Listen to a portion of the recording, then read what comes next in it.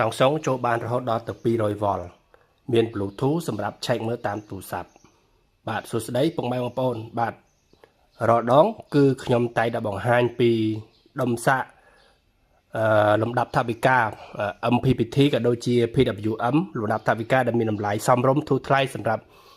បងប្អូនដែលមិនសូវមានថវិកាឬក៏ថវិកាមានកំណត់បាទថ្ងៃនេះខ្ញុំសូមមកបង្ហាញជូនពុកម៉ែបងប្អូនពីដុំសាក Solar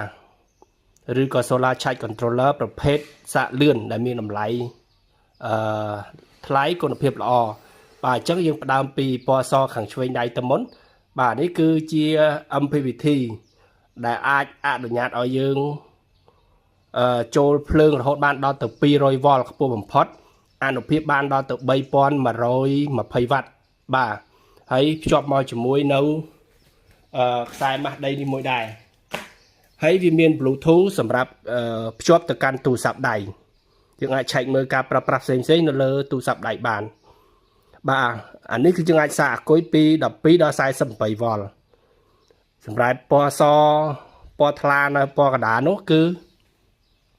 ប្រភេទ60 អាំពែដូចគ្នាយើងអាចសាកអាគុយ12 48 វ៉ុលដូចគ្នាប៉ុន្តែភ្លើងចូលបានត្រឹម160 វ៉ុលផ្ទាំងសូឡាចូលបានត្រឹមតែ2880 វ៉ាត់តែប៉ុណ្ណោះសម្រាប់អាគុយ12ដល់48 វ៉ុលបាទសម្រាប់នៅខាងស្ដាំដៃបំផុតនោះគឺប្រភេទ60 អាំពែដូចគ្នាអនុញ្ញាតភ្លើងចូលបានពីអនុញ្ញាតភ្លើងចូលបាន150 វ៉ុល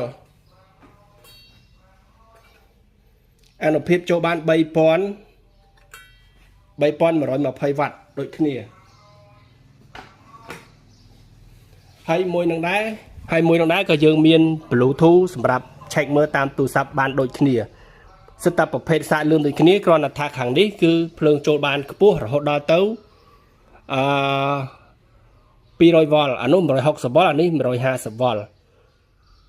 អញ្ចឹងបើសិនតែពុកម៉ែបងប្អូនចង់បានប្រភេទដុំសាក MPPT ដែលមានគុណភាពល្អសាកលឿនប្រើមួយដឹងមួយពុកម៉ែបងប្អូនអាចធ្វើការទំនាក់ទំនងបានបាទសូមអរគុណ